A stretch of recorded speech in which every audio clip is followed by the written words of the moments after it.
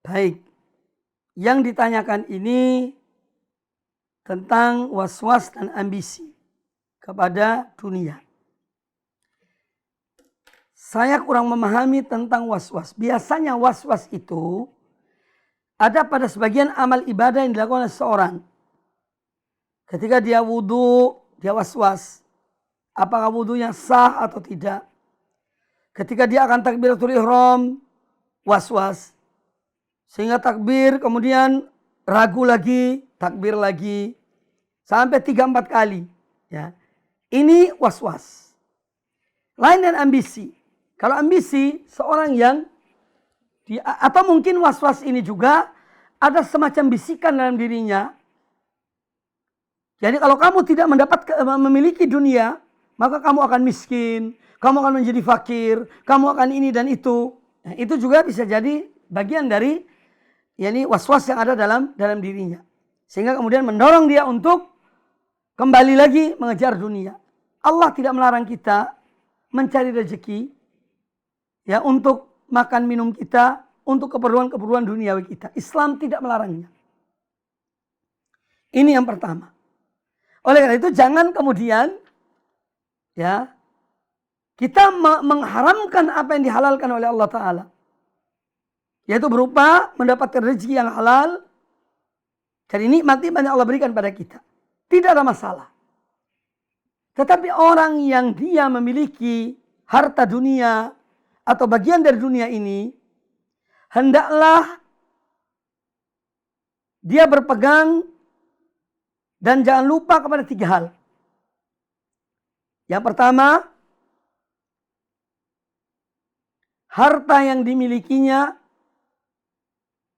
atau pekerjaan dia adalah mencari dunia, tidak melalaikan dia dari mengingat Allah.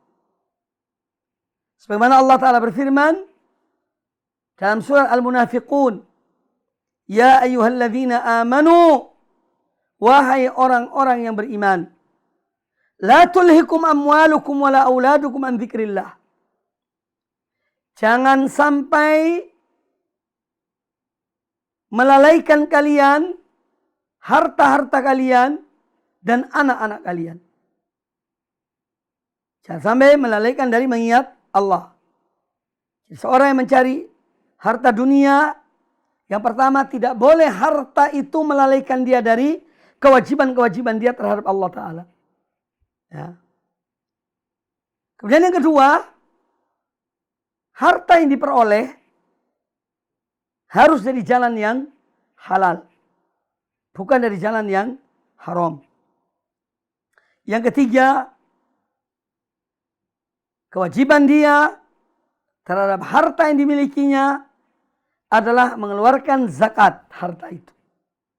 Jadi kalau seorang memiliki 3 hal ini, maka tidak ada masalah. Dia mencari harta, tapi jangan melalaikan dia dari berzikir pada Allah. Jadi melakukan kewajiban-kewajiban kepada Allah dan kepada agamanya.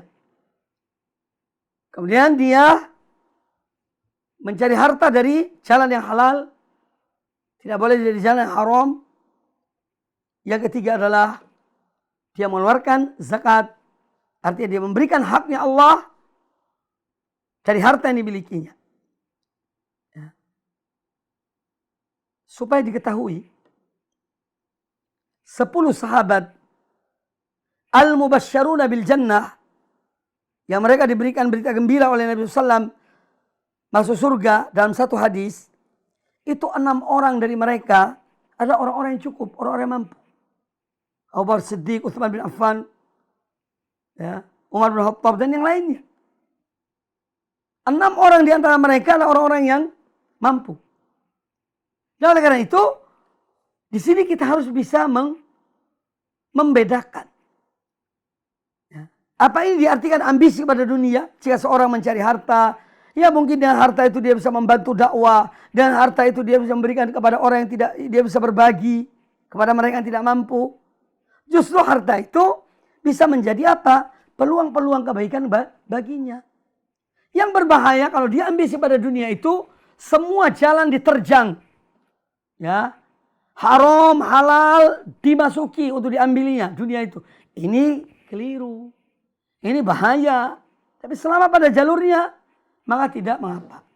Tetap kita lakukan kewajiban kepada Allah, cari harta dan jalan yang halal, ya, dan seterusnya yang setelah saya jelaskan tadi.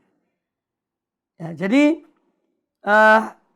kita harus bisa membedakan antara ambisi dunia ini cenderung kepada makna menghalalkan segala cara untuk dunia, atau melalaikan akhirat sama sekali hanya karena dunia. Meninggalkan kewajiban-kewajiban karena dunia. Ya, ini naudzubillah min dzalik. Kalau selama seorang masih pada batasan-batasan syariat, maka tidak mengapa. Ya, justru seorang yang muslim yang cukup, ya dia kaya, dia bisa menjadikan harta sebagai amal kebaikan dia untuk menuju ridho Allah Subhanahu wa taala. Wallahu a'lam.